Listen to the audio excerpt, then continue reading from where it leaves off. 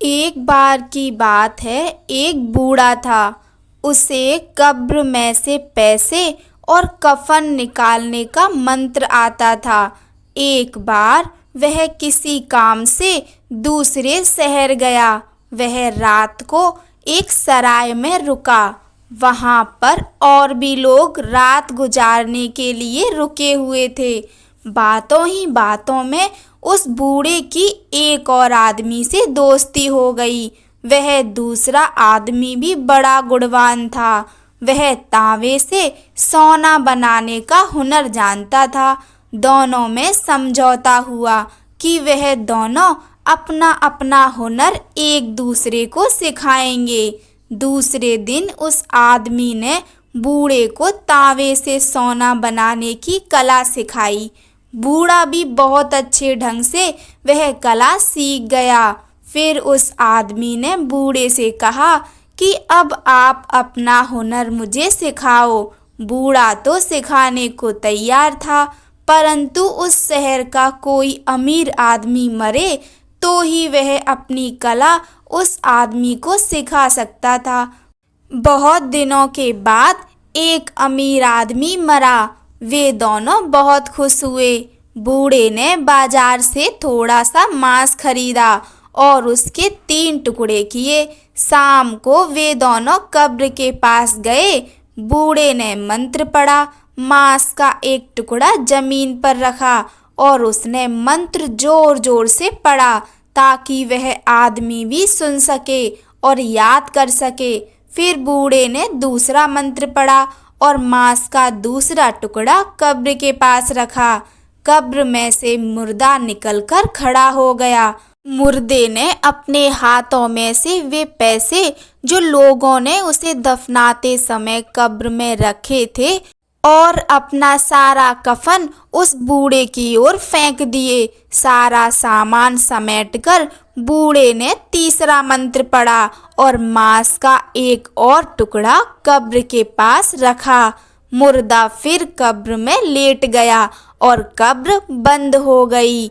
दोनों साथी वापस सराय में लौट आए। सुबह उठकर दोनों अपने अपने रास्ते पर चल पड़े।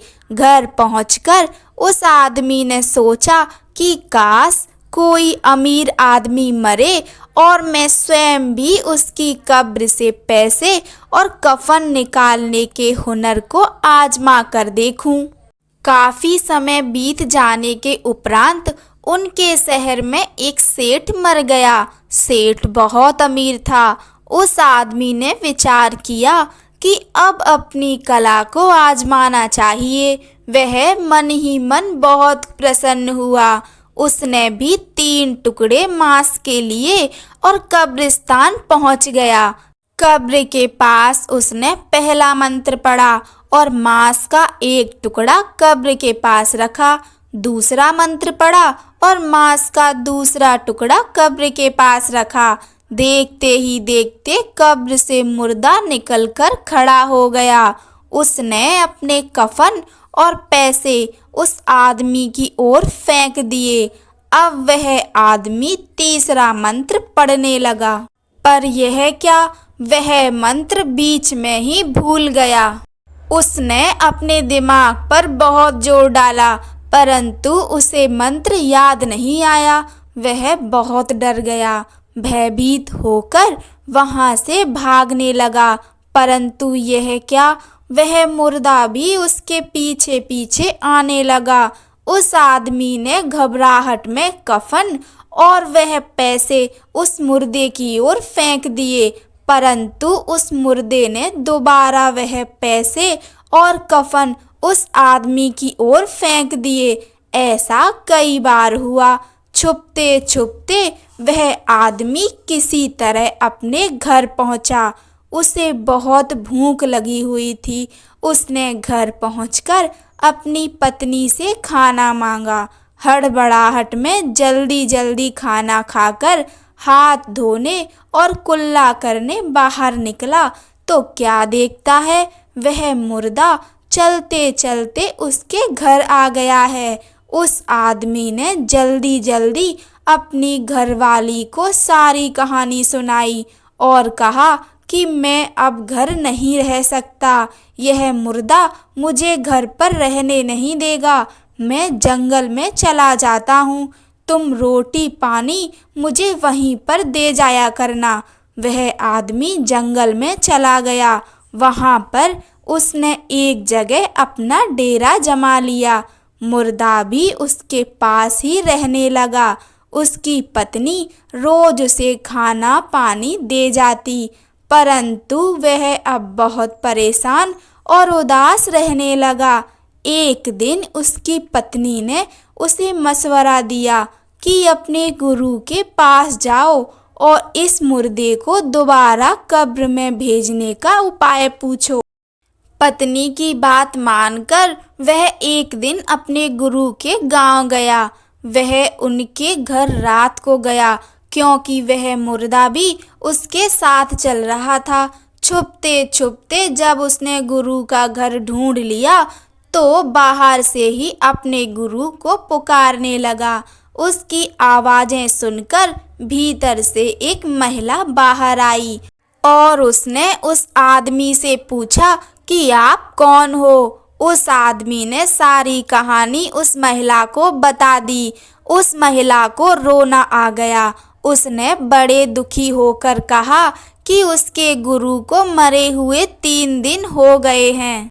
यह सुनते ही वह आदमी और भी चिंतित और परेशान हो गया। उसने गुरु की कब्र के बारे में जानकारी ली और सोचा, चलो गुरु को प्रणाम ही कराता हूँ। उस महिला ने उसे कब्र का पता बताया। उस आदमी ने रात जंगल में बिताई। बड़ी मुश्किल से एक मरे पक्षी का मांस मिला। उसके 3 टुकड़े किए। दूसरे दिन रात ढलते ही वह कब्र की ओर चल पड़ा। उसने मंत्र पढ़ा और एक टुकड़ा मांस उस कब्र के पास रखा। उसने दूसरा मंत्र पढ़ा और मांस का दूसरा टुकड़ा कब्र की ओर फेंका। कब्र में से मुर्दा निकलकर खड़ा हो गया।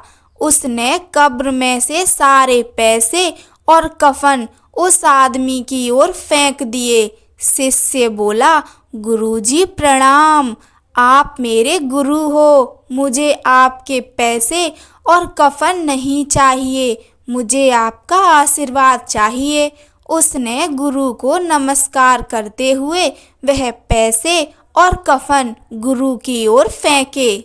साथ ही कहा कि गुरुजी, मुर्दे को दोबारा कब्र में भेजने वाला तीसरा मंत्र मैं भूल गया हूँ, कृपा करके मुझे सिखाओ। गुरु का मुर्दा कुछ ना बोला। उसने पैसे और कफन दोबारा उस आदमी की ओर फेंक दिए और चुपचाप कब्र के पास खड़ा रहा। अब कभी वह आदमी पैसे और कफन मुर्दे की ओर फेंके और कभी मुर्दा उस आदमी की तरफ। अब शिष्य और भी घबरा गया। वह डर के मारे अपने घर की ओर चल पड़ा।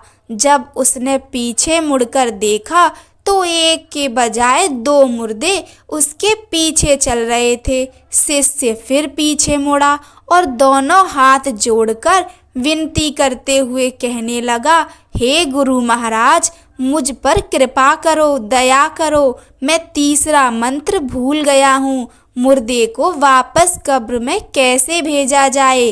कृपा करके मुझे तीसरा मंत्र बताओ। परंतु गुरु का मुर्दा मुंह से कुछ भी नहीं बोला और अपने शिष्य के पीछे पीछे चल पड़ा। अब चेला बहुत ज़्यादा डर गया। वह यह सोचकर घबरा गया कि पहले तो एक मुर्दा था, अब 2 हो गए हैं। रातों रात वह जंगल में उस जगह पहुंचा जहां वह रहता था।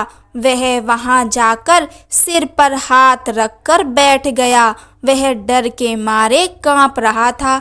इसी तरह डर से उसकी मृत्यु हो गई।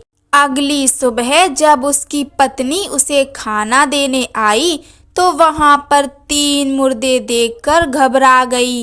वह रोने चिल्लाने लगी, परंतु अब क्या हो सकता था? वह उसे घर भी नहीं ला सकती थी, क्योंकि बाकी के 2 मुर्दे भी घर आ जाते। उसने जंगल में ही एक बहुत बड़ी कब्र बनाई और उन तीनों को उस एक ही कब्र में दफना दिया। इस प्रकार उसने चैन की सांस ली। कहानी सुनने के लिए आप सभी का धन्यवाद। जय श्री राम।